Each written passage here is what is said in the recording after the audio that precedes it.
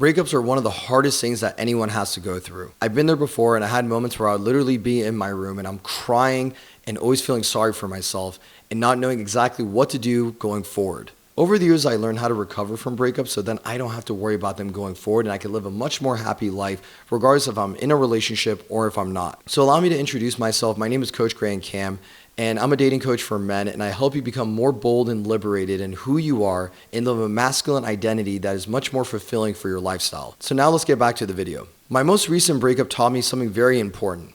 Your peace and happiness is the most important thing that's going to help you recover from any tough situations. Guys, just when I thought my relationship ended super smoothly, it ended up being hell the next 3 weeks afterwards. I was constantly getting harassed by my ex-girlfriend and she was begging me to go back with her. And I was thinking to myself, where was this when we were in a relationship? I felt so much desperation coming from her, so it did not feel real that she actually wanted me back. The 3 weeks that I spent talking to her was absolutely stressful. But one thing that was happening during those 3 weeks is that I was learning a lot about myself. I realized I have a choice to make. Either I can be angry and frustrated, or I can be positive and happy. So the first tip I want to share with you guys after you're feeling very drained from a breakup is you must have gratitude for your life. Now, I know it may feel hard to be like, why should I feel thankful? I just went through a breakup. My ex-girlfriend, she left me or she dumped me, she cheated on me and I still want her back. You might be thinking all those things.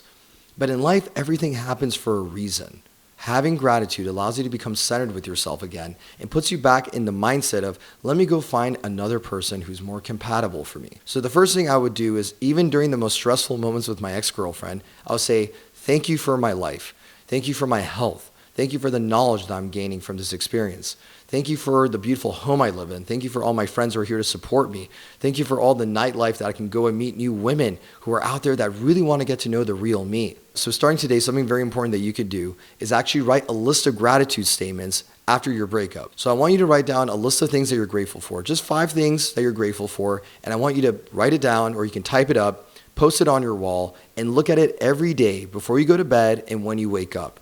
I promise you that is the first thing that you need to do, because when you have appreciation for who you are, life starts to appreciate you as well. And life starts to send you more compatible women in your direction because you don't feel sorry for yourself, but rather you feel great about who you are. And remember that women don't want these super emotional men that are constantly crying and bitching and complaining about their ex-girlfriend. They want men who are stable, they're positive, and they're looking for the best in their life. The second thing I want you to do is create a who am I statement. The who am I statement is actually something I work a lot with my clients, but in this particular context, it's very important for you guys as well. Your who am I statement is composed of these things. Firstly, what is your outlook of your whole life in general? How do you feel about who you are, where are you going, and what are your current habits right now? What is your overall thought process? What kind of quality of friends do you have? What kind of relationships do you have with your family? And what are you doing on a continuous basis to build a much more positive outcome for your life going forward? And this part may be the toughest part, but I want you guys to do this as well. Really dive deep into all the insecurities and any negative thoughts that you have about yourself that are holding you back. This is the hard truth that a lot of dating coaches and other people are not going to tell you to do,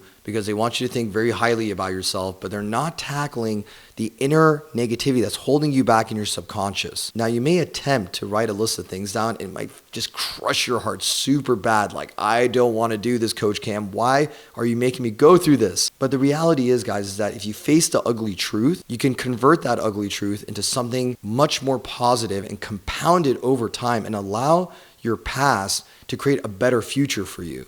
And I encourage you to please write as much as you can on this who am I statement, because the more profound it is, the more you have a deeper understanding of who you are. And you're not just living on the surface in a superficial life, just caring about money, cars, clothes, and women. Like, you're actually understanding what is your masculine identity and what do you really think about yourself. The last thing I'm going to say about the who am I statement is that if you're wondering why you're not getting the quality of girls, well, take a look at your statement and you're going to see, oh, if I'm thinking super negative the whole time, that's probably why. Now that you created your gratitude statements on a foundational level, you now have your who am I. The next thing is that you want to create in your program is your boundaries and your standards. One of the issues that guys face in relationships and why they have their women leave them or women break their hearts is because they've been people pleasers throughout the whole relationship. A people pleaser is a man who is like a yes man. Like anything that the girl tells him to do, it's a yes. If she tells him to jump off the bridge, he says yes. If she says, hey baby, I want you to become a vegan, and deep down he's like a super meat eater and he would never go vegan, but he just wants to keep the peace in the relationship and he wants her to accept him and validate him, he's going to say, sure, I'll become a vegan. That guy was me. In my past relationship, I was moving into an Airbnb where literally the whole house was a vegan house, so we couldn't have any animal products in there. There couldn't be any animal testing on shampoos or anything with honey or butter. But I felt like I had to just make sure that in order for me to keep this relationship with my girlfriend, I had to become a vegan. And let me just tell you something, I come from a Middle Eastern background. There was no way that I could ever become a vegan. So I'm just going to be honest with you guys on that. It was a good learning lesson for me because I realized that I did not enforce my own boundaries in my own relationship. I didn't apply my own standards in my own relationship. So I was not even living within my identity. Instead, I was trying to make sure that I would fit the paradigm, the picture of what my girlfriend wanted me to become. So again, I can be that yes man type of guy. So going forward, I want you guys to write a list of boundaries that you have. A boundary could be anything you want it to be. For example, a boundary that I write down is that I don't like people who are lazy. So in my life, if I'm hanging out with people like friends or family, doesn't matter, and if they're being lazy in front of me, I'm not okay with that. So I like to distance myself or disconnect communication altogether with very lazy people. Guys, I'm very ambitious. Even after my breakup with my girlfriend,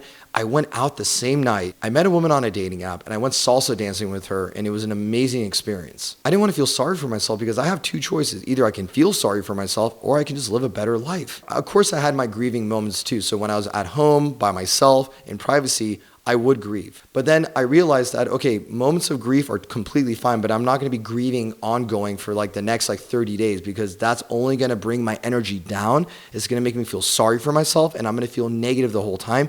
And it will put me on a dangerous path where I will even start to dislike women because women have made me feel the way I feel. But I cannot blame anyone but myself. I want to take full accountability and ownership of my feelings, of my emotions, and of my life. And the last thing you should do is create your standards. A standard I have for myself is that I like to dress nice and I like to be hygienic. If the woman I'm dating is not hygienic, she's sloppy, she's messy, and she does not dress well in front of me, well, that just shows that this woman's really not compatible for me. I like women to look pristine. I want them to look presentable. So when I'm out, I look pristine, I look presentable. So why should she not be herself as well? So I suggest you guys to create 5 sets of boundaries and 5 sets of standards that fit your identity.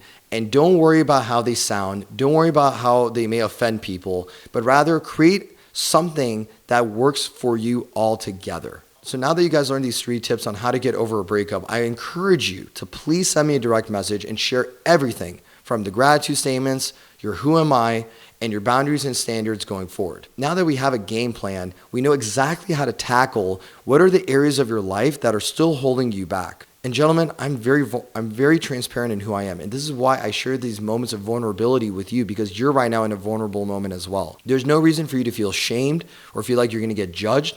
This is a moment of growth, a moment of opportunity for you to live a much more prosperous lifestyle, find more love in your life, and find a compatible woman that actually deserves who you are. Again, thank you so much for watching this video. My name is Coach Grant Cam. I want you to become bold and liberated in your masculinity and live a much more abundant lifestyle going forward. See you in the DMs.